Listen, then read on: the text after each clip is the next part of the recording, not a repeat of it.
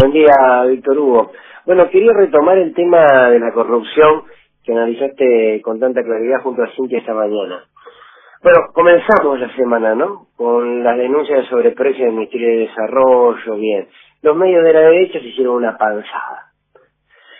La verdad es que la honestidad en el decir y en el actuar de cada uno de los funcionarios de un gobierno, cualquiera sea este, en verdad, en cada uno de los seres humanos, debiera ser uno de sus grandes mandamientos. Por tanto, todos coincidimos que los hechos de corrupción deben ser investigados y si hay responsables deben pagar, no tengo dudas, y punto. Digo, no hay mucha más vuelta para esto. Ahora quiero preguntarme si incide en algo, si importa en algo, que quienes denuncien un hecho de corrupción escondan en su ropero su propio prontuario.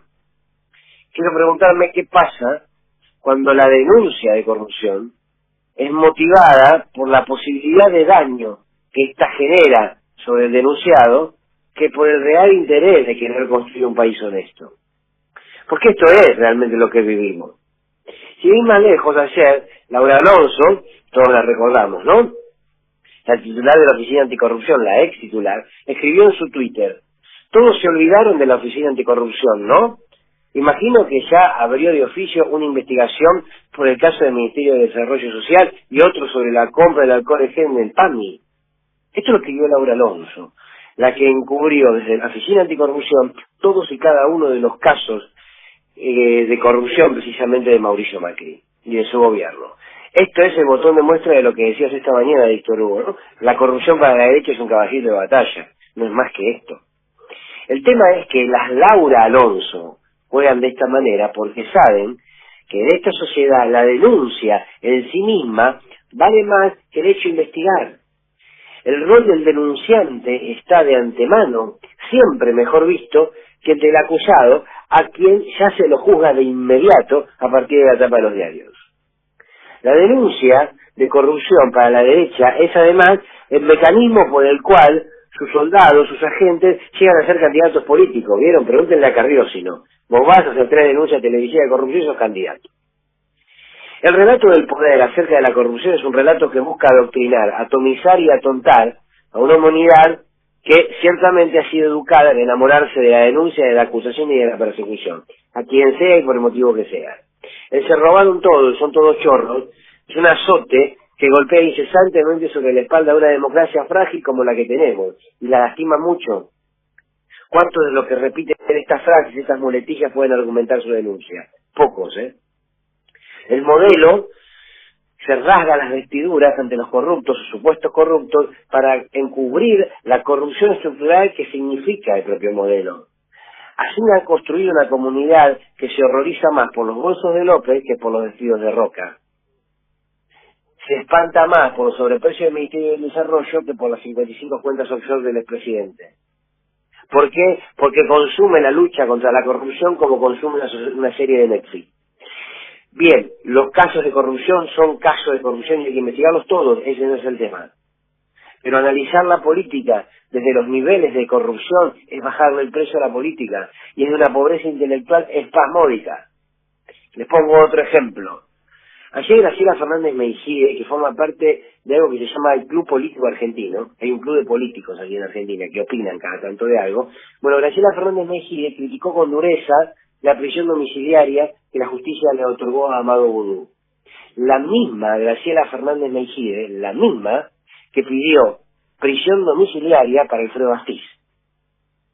Esta es la síntesis de la doble moral con que se mide la corrupción en la justicia, en este caso en la Argentina.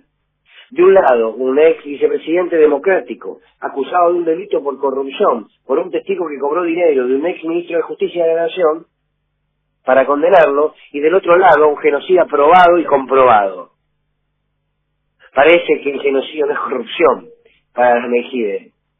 Corrupción es el hambre también generado por la libertad del mercado que lo determina todo. Corrupción es que el 10% más rico del país tenga lo mismo que el 35% de todos los argentinos. Alberto decía ayer que no lo corran por el lado de la economía. Uno tomando estas palabras y parafraseando, dice, por favor, no nos corran por 5 o 10 ladronzuelos en el caso de que lo sean, ¿eh? Vamos por las mafias si quieren luchar contra la corrupción. ¿Quieren luchar con la corrupción? Vamos todos. Contra las mafias que gobiernan la Argentina, desde los medios y desde el poder económico concentrado, que no están precisamente en la rosada hoy. El ladrón es ladrón, sí. La víctima es víctima, sí. Pero la lucha por la corrupción es ideológica, sí, también. Asumámoslo de una vez. Aburren las denuncias de corrupción. Miren, como reflexión final, si fuesen verdad todas las denuncias de corrupción contra el kirchnerismo, si fuesen verdad, no es ni el 1% equiparable a la magnitud de la distribución de la riqueza que hizo el kirchnerismo. Y si son verdad las denuncias de corrupción contra el macrismo, son solo el 1% comparable en términos económicos del daño estructural que le han hecho al país. Por tanto, discutamos política, que paguen los que tengan que pagar si algún delito se cometió. Pero discutamos política. Discutir de corrupción no es discutir política. Y ahora sí, como síntesis, corrupto hoy, en este presente de la Argentina, corrupto hoy es quien quiere hacer prevalecer el negocio económico por encima de la vida humana. Que no nos vengan a hablar de amor los apóstoles del odio. La columna de Fernando Coronavirus. Lo que tenemos que saber para prevenir. ¿Qué cuidados debemos tomar? Lavarnos las manos con jabón regularmente. Estornudar en el pliegue del codo. No llevarnos las manos a los ojos y a la nariz. Ventilar todos los ambientes. Desinfectar los objetos que se usan con frecuencia.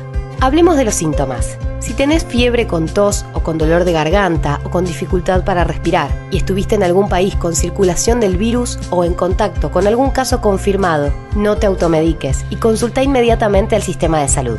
Para más información, entra en www.argentina.gov.ar o llama al 0800-222-1002.